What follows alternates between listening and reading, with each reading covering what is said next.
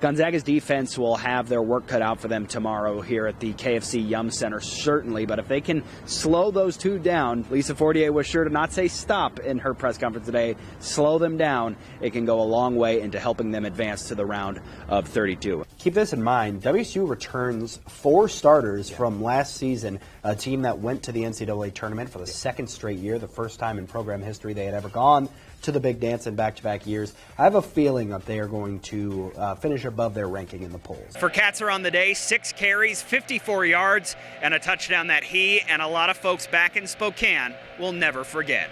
Thank you, Dennis. You're asking me like I've done it before. He says he hasn't done it before, but he's done it now. Coach, I saw you get emotional when the game was in its final seconds. You buttoned it up now, but what did it mean when you knew you were going to win a state championship? Now going back to the WCC championship game over BYU and adding in today, the last 2 wins for Gonzaga, their 2 biggest of the season, both come when they hold their opponent to 32% shooting and less than 60 points scored. It's a recipe for success that now has them dancing into the round of 32. How old were you when you played?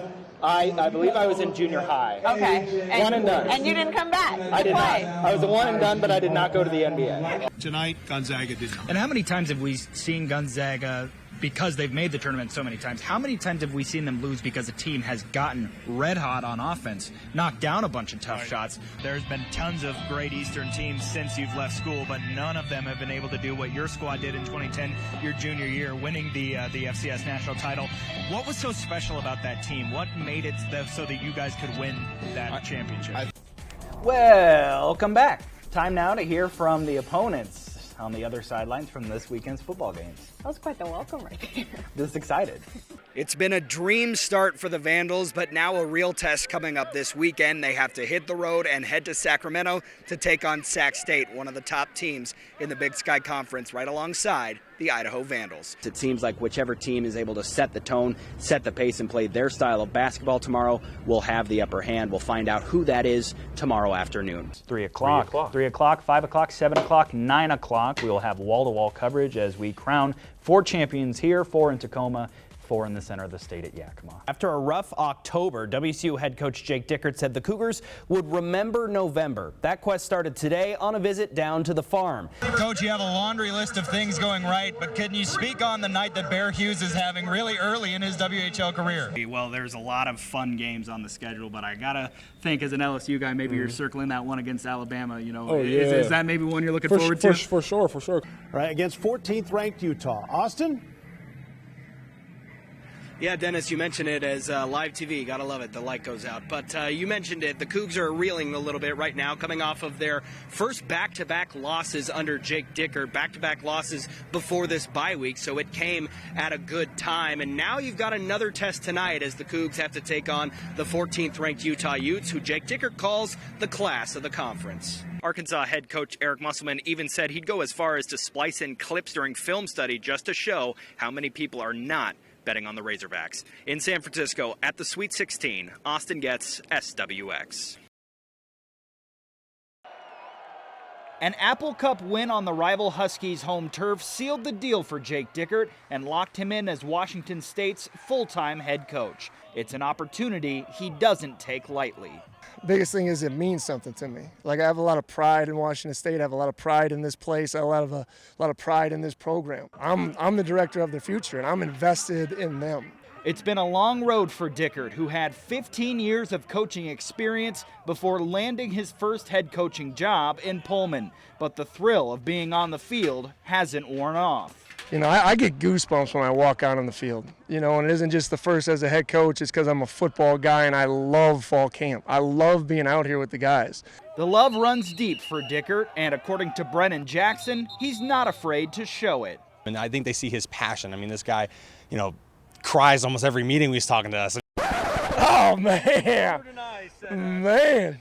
Cry and passion are 2 different things. I would hope it comes off passionate and authentic. Even with some good-natured teasing from his starting edge rusher, there is no question of authenticity from Dickert's players. I mean, he's just a man of his word. Although he is a first-year head coach, he's doing a great job of just being able to rally the troops. And, you know, when he says stuff, people listen. He's a real dude. He tells me and also the teammates what we need to hear and how we want to hear. Everything he talks about is being a family, being a unit. Cougs win all the time, so it's not competing out here. We are competing, but at the end of the day, the Cougs win. Whether it's providing words of encouragement or demonstrating how to tackle, Dickert has the Cougs ready to follow him into the season. 2 dribbles, a deep breath, and shoot. That's the free throw routine for 11-year-old Maddox Hodges of Liberty Lake. And if it ain't broke, don't fix it. I practiced probably 6 days a week for the competitions. Just free throws, and more free throws. And you need to practice that much when you're competing in free throw competitions, and not just on the playground, but in the Elks Lodge hoop shoot. My dad stumbled upon it, and me and my brother both won, and then we thought that was it, but then there was more stages, and then we just kept going every year. Maddox worked his way up from a local competition to districts to state and then regionals, hitting better than 22 of 25 attempts at every stage. Those performances granted him the opportunity to travel to Chicago for the national finals, alongside his brother Micah, who Maddox looks up to. That's kind of the bar as my brother. I'm trying to stay with him. Since he's older, if I stay with him, that's really good. You would think the bright lights of a professional basketball arena would cause an 11-year-old to be nervous, but not Maddox. Not really. It's just another competition, but more people, got a little harder. Sporting his lucky Chicago Bulls basketball shorts, he sank 24 of 25 free throws, making him the champion of his age bracket. It was really cool. You got to go everywhere. And luckily I won. When you see how he practices, luck had nothing to do with it. Austin Getz, SWX.